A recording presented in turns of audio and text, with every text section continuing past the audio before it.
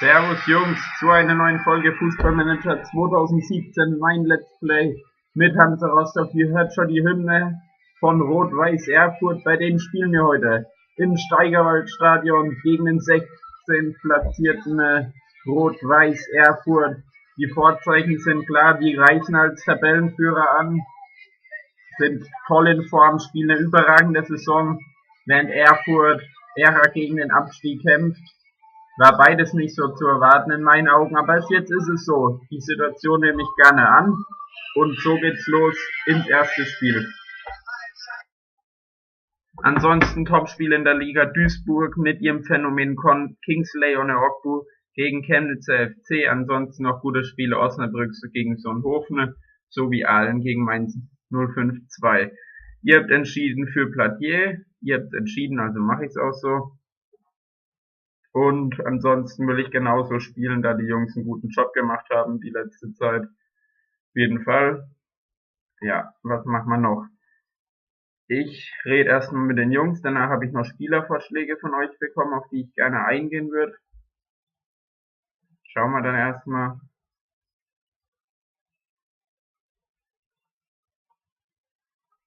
Schauen wir, es kommt alles gut bei den Jungs an, egal was ich sage zurzeit, weil läuft eben gut. Erik Behrens, den kann ich immer nur rausheben mit seiner 49er Stelle. Er wird wahrscheinlich dieses Jahr kein einziges Spiel machen, aber er ist trotzdem von der Moral her echt Hammer dabei.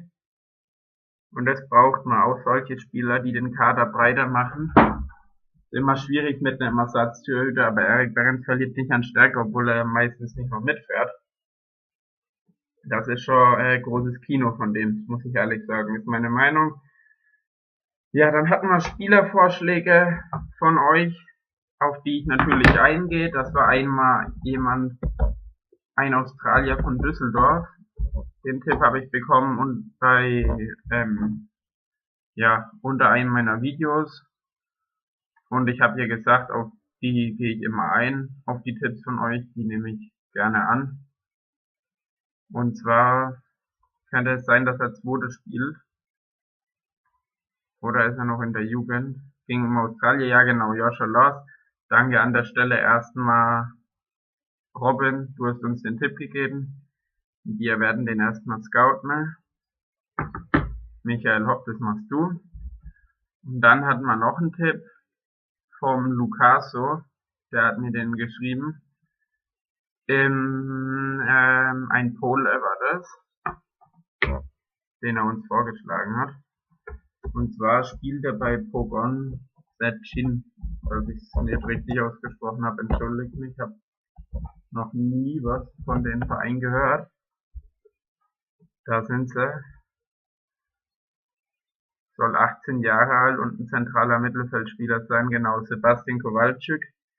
Werden wir ausscouten. Das machst du mal, Sebastian Butkus. Sodala. Dann hat er uns ebenfalls noch gesagt, einen Jens Bauer von Köln.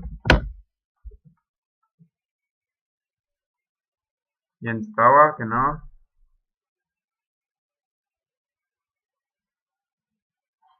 Können wir den überhaupt leihen? Wird man dann nur kaufen können und das wird eh nicht gehen, weil er eh zu teuer ist.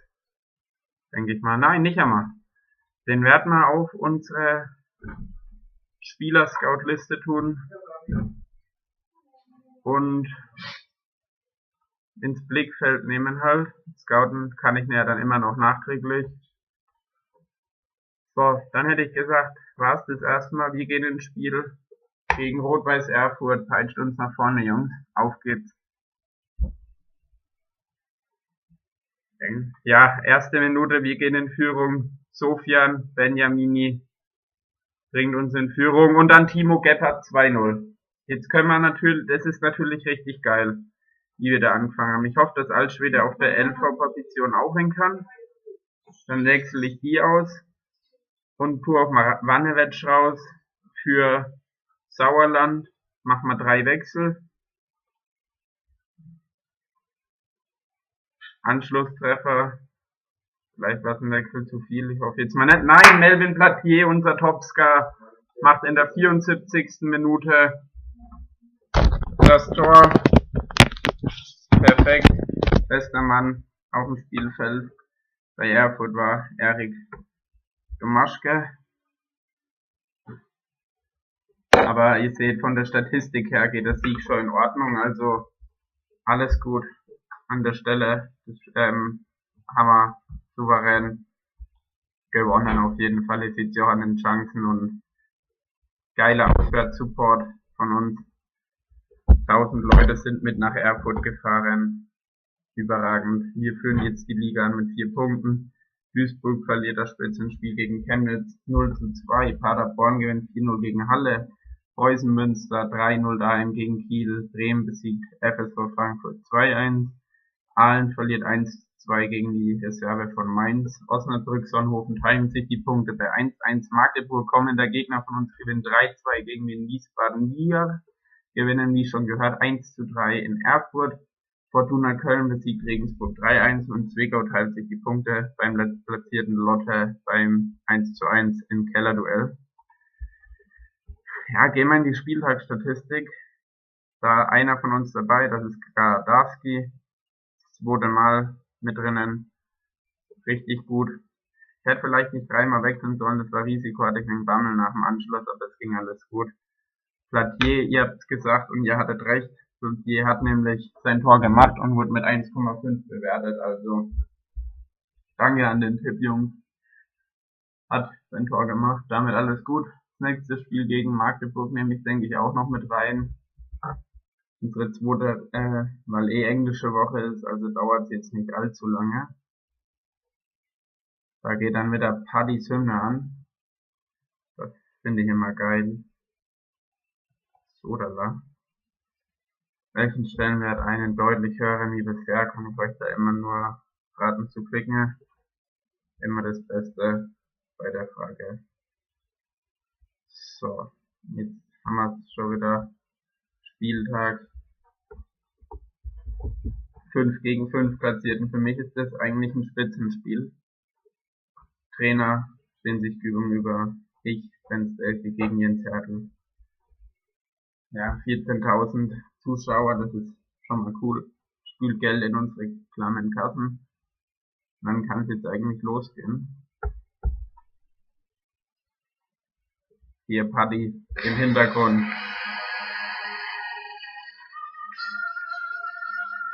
Heute in der DKB Arena stehen sich gegenüber unser Tabellenführer Hansa Rostock trifft auf den 5. Platzierten. Wir grüßen die Gäste vom 1. FC Magdeburg. Die Vorzeichen sind klar, absolutes Spitzenspiel in meinen Augen. Wir Tabellenführer und von der Mannschaftsstärke mittlerweile die Nummer 1 gegen die 5. stärkste Mannschaft der Liga. Wir top in Form, die eher schwächer. Und Saison bei uns läuft bisher auch sehr gut. Wir sollten auch das Topspiel der 3. Liga sein, sind wir auch Topstar auf dem Feld, Melvin Plattier. Ansonsten gute Begegnungen, Chemnitz FC gegen VfL sowie Wien Wiesbaden gegen Osnabrück. Die Mannschaft, die lasse ich unverändert, weil ich da eigentlich nicht reinkruschen will. Die machen das bisher super, wir reden alle höchstens nochmal, wenn wir können. Ich denke schon, dass es geht. Timo Gebhardt, super letztes Spiel. Michael Gardarski, du trainierst sensationell. Ebenfalls Marco Koffler. Ich finde es gut, dass wir 3 sehr starke Innenverteidiger haben. So kann ich da bedenkenlos rotieren. Sofian Benjamini, die zweite Spitze von uns, trifft auch gut. Gebe im Training alles. Sven Bammer, das fängt auch gut an bei ihm. Und Wannewensch, du trainierst ebenfalls sensationell. Ihr seht ihn in meinem Weg 172, damit bin ich zufrieden. Schauen wir mal, ob wir schon was raus haben bei den Scout-Berichten. Scouting abgeschlossen, aber nur auf Stufe 2, das ist zu wenig. Joshua Lars können wir überhaupt mit dem, der hat nicht mal Interesse mit uns zu reden, deswegen lassen wir in Blickfeld, falls nach oben was gehen sollte dieses Jahr, können wir ja immer noch mit ihm reden, aber dann breche ich die erstmal ab und lasse ihn im Blickfeld von mir. Gebe ihm dann eine neue Aufgabe zum Scouten. Und zwar, wir hatten ja schon im Blickfeld Neue Aufgabe zuweisen. Spieler beobachten. Übergeben. Blickfeld, da haben wir's. Wo ist er denn gleich? Jens Bauer, genau.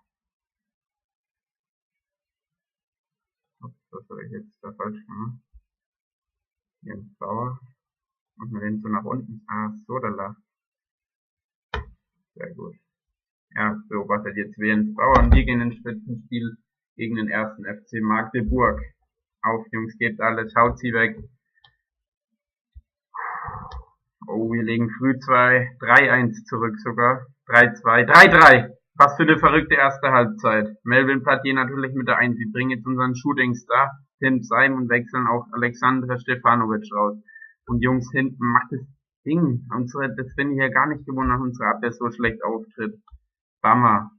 Ja, der Königsmann, da muss alles mehr kommen. Aber Plattier hält uns bisher im Spiel, lupenreiner Hattrick von ihm. Und jetzt hoffe ich, dass Tim Seim vielleicht hier sich zur Legende macht. Wir liegen wieder zurück, aber Melvin Plattier, Viererpack. 4-4 steht's. Was für ein Spitzenspiel, es geht tatsächlich 4 aus, verrückt. 8 Tore in Rostock. Alle Tore erzielt von unserem Topstar Melvin Plattier. Ja, was soll ich sagen? Ich bin überhaupt nicht zufrieden, muss ich sagen. Weil wir normal nicht schlecht stehen hinten drin als Unentschieden. Zwar mehr Ballbesitz, aber Schüsse aufs Tor hatten wir auch mehr. Ich denke, keiner hat sich beschweren dürfen, wenn wir vielleicht den Dreier mitnehmen, da wir auch nach 21 Minuten Überzahl hatten. Die dürfen da einfach nicht 4 Gegentore bekommen. Naja, es ist so. Auch die Besten scheitern mal. Unsere ungeschlagen Serie geht weiter. Wir stellen auch die beste Offensive der Liga, aber wir müssen weniger Gegentore einfach kommen. Schade, ist jetzt so. Plattier, ihr seht's, da ist er nominiert, alles andere hat mich gewundert. Der sollte sich jetzt, da seht ihr Plattier jetzt auch Nummer 1 auf der Torschützenliste, weil er 11 Tore hat und mehr Vorlagen wie Kingsley und auch er der Topstar bei uns. Auf jeden Fall, alles müssen wir dran setzen, ihn zu halten. So, dann unterbreche ich hier an der Stelle mal. Schauen wir nochmal die Scouting-Berichte an, falls welche raus, das sind eh keine raus, das Scouting abgeschlossen, 20. Schauen wir einfach mal. Ja, geil, Plattier.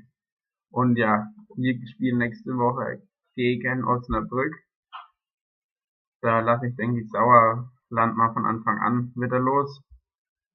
Und bei Tim Seim oder Benjamini bin ich mir noch nicht sicher. Haut mir halt mal in die Kommentare, was ihr machen würdet, Jungs. Je nachdem entscheidet ihr, wisst, ich frage euch immer, was ihr machen würdet. Ihr dürft immer mitentscheiden bei mir. Also, war cool, dass ihr wieder mit dabei seid. Ich freue mich aufs nächste Mal, Jungs.